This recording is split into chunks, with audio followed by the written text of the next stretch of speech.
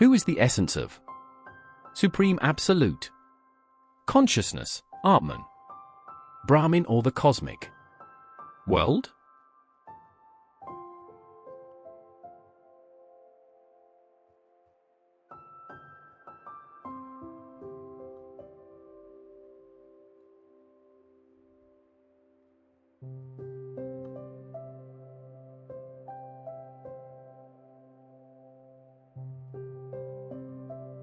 Om.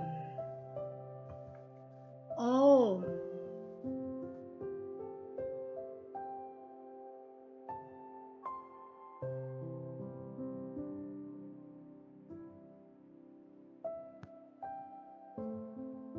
The Om symbol is a sacred symbol in Hinduism that represents a sacred sound, syllable, mantra, and invocation.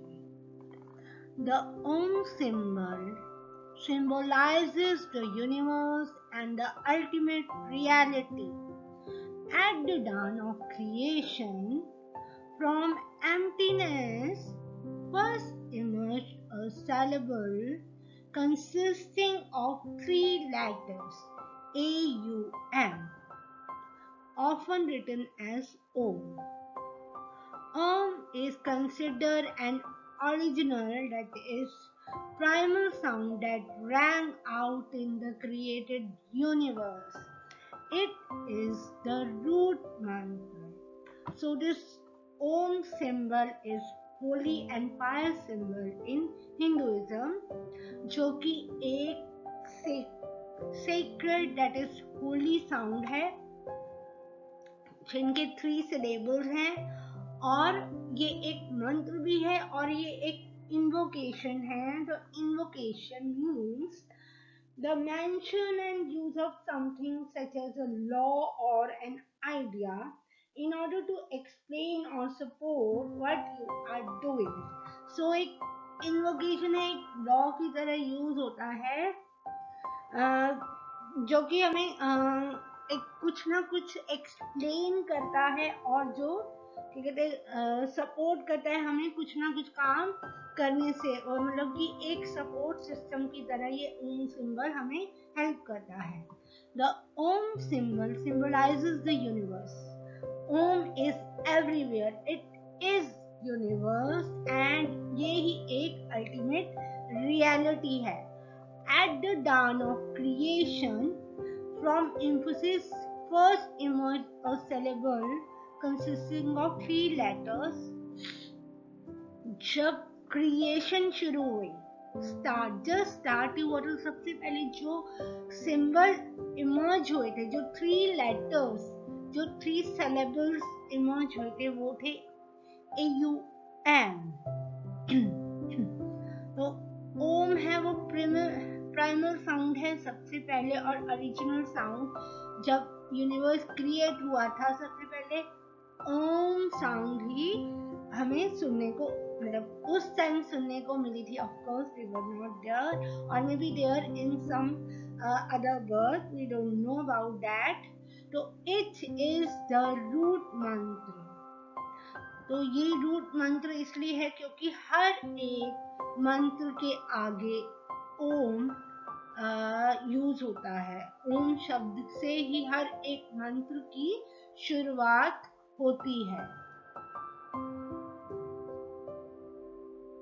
So, mantra is a word of great power, usually a combination of Sanskrit syllables used as an invocation, prayer recited loudly and repeatedly.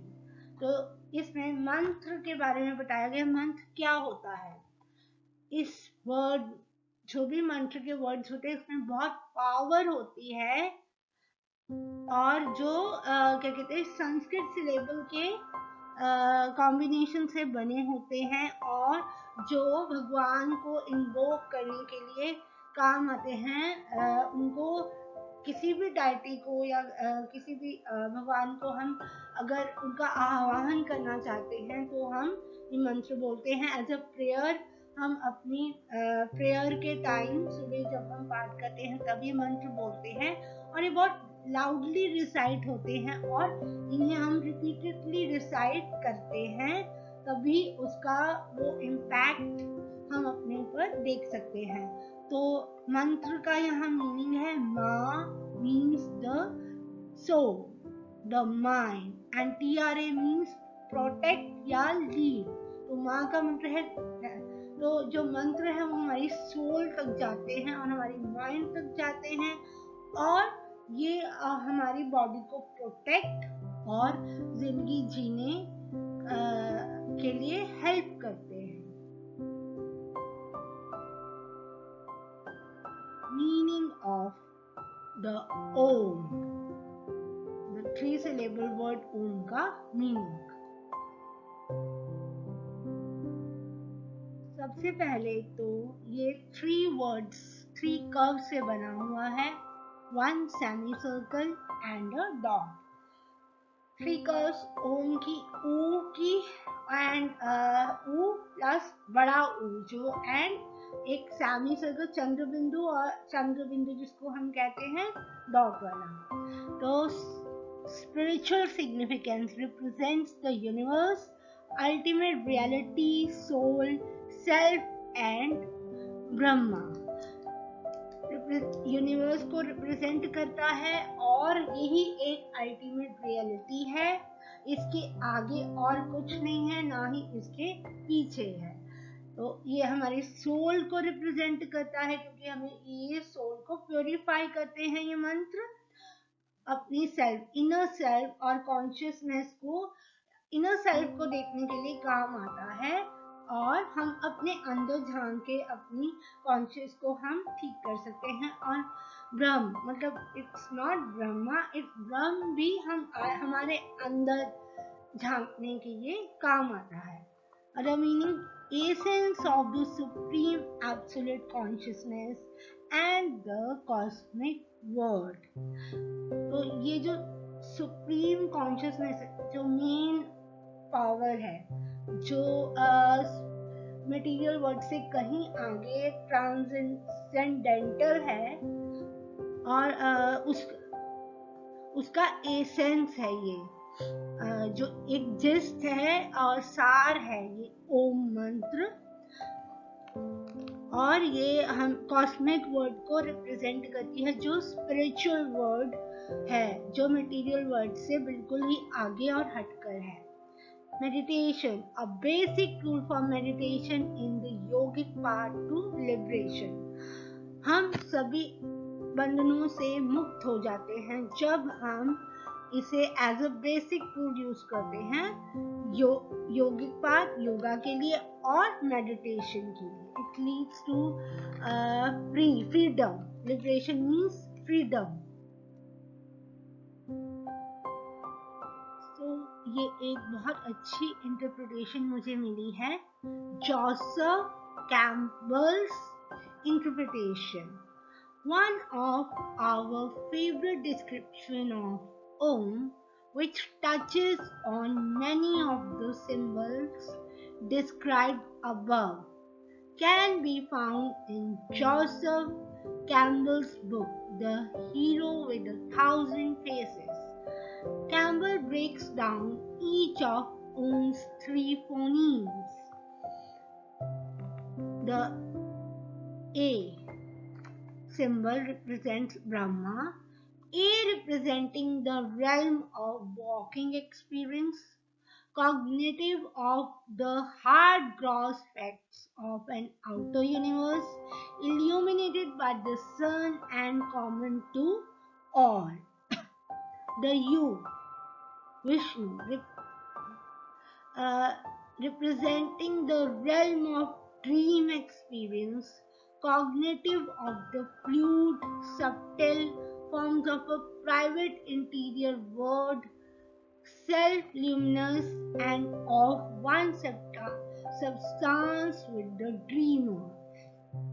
The M represents the realm of very deep sleep, dreamless, profoundly beautiful, the person unified with the unconscious and the greater self. जो a symbol है वो creation represent करता है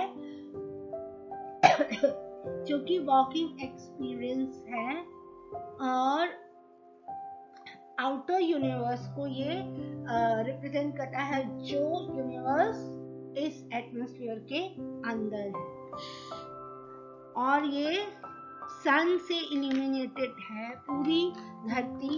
जो ये atmosphere है हमारा universe सन के कारण ही चमकता है, और ये सबके लिए ही कॉमन है। हर एक यूनिवर्स, जितने भी यूनिवर्स हैं ब्रह्म विष्णु जी ने क्रिएट किए हैं, उन सबके लिए कॉमन है। तो you represents Vishnu representing the realm of dream experience cognitive of the fluid subtle form of private interior world।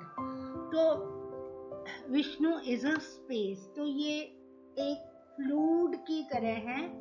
Cognitive means intelligence, intelligence जो कि फ्लूइड की फॉर्म में बह रही है, जो हमारे प्राइवेट इंटीरियर वर्ल्ड को रिप्रेजेंट करती है। तो जैसे ब्रह्मा जी क्रिएटर हैं, ये विष्णु जी ऑब्जर्वर हैं जो हमारी धरती को प्रिजर्वर जो हमारी धरती को प्रिजर्व करके रखते हैं। Private interior world means our universe, इसको जो प्रिजर्व करके रखते हैं।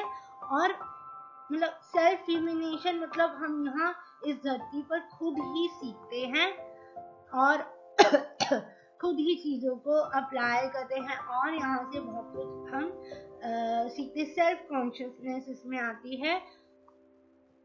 और M means Shiva representing the realm of very deep sleep means meditation। So जो meditation के जो हमारे गुरु माने गए हैं वो हैं लॉर्ड शिवा। ड्रीमलेस मतलब he is not in a dream but in a samadhi profoundly beautiful, जो कि जब आप मेडिटेशन करते हैं चाहे थोड़ी देर के लिए भी करते हैं तो it relax your mind body and soul. तो ये बहुत ही ब्यूटीफुल एक्सपीरियंस है। तो जो एक पर्सन है वो अपनी एक अनकॉन्शियसनेस और ग्रेटर सेल्फ, अपने ग्रेटर सेल्फ मतलब अपने आप को बहुत अच्छे से जान लेता है।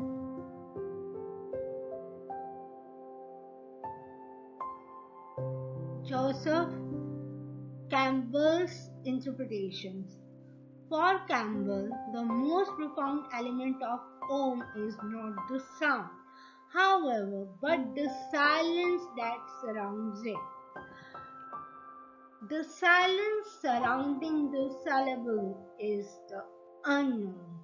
It is called simply the fourth. The syllable itself is God as creator, preserver, destroyer, but the silence is God eternal, absolutely uninvolved in all the openings and closings of the round। जब हम ओम recite करते हैं तो क्या एक अजीब सी silence को हम महसूस करते हैं। तो जो ये syllable हैं ये गॉड हैं एज अ क्रिएटर, प्रिजर्वर और डिस्ट्रॉयर। ब्रह्मा विष्णु महेश है, but the silence is God eternal. Eternal means जो बहुत देर तक चलता है, जो कभी खत्म नहीं होता है। किसी भी ओपनिंग्स या क्लोजिंग्स में ये इन्वॉल्व नहीं होता है, यानी कि दुनिया की शुरू होने में या खत्म होने में कैसे भी इन्वॉल्व नहीं होता है। ये साइलेंस हमेशा चलती रहती है। The Om symbol is also recognized in other religions where it is called by different names. In Christianity it is called Amin or Holy Ghost. In Islam it is called Amin, which means fruitful in Arabic, and in Tibet it is called Hum, and in Sikhism it is called Ek Onkar, that is God is one. We all have heard Japji Sahib, or we all used to recite the Mool Mantra, in which we used to recite Ek Onkar Satnam Karta Purakh Nirbhau Nirvair Akal Murad Ajuni Sahibam Jab आद सच जुगाद सच है भी सच नानक होसी भी सच. So they consider that God is one.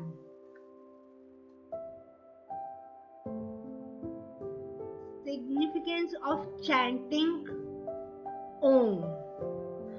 So जब हम Om chanting करते हैं, we have to speak it really loudly, जिससे कि हम जब ओम बोलते हैं हमारी सांस हम इनहेल करते हैं एंड एंड के टाइम उसको हम एक्सहेल करते हैं, लाइक ओ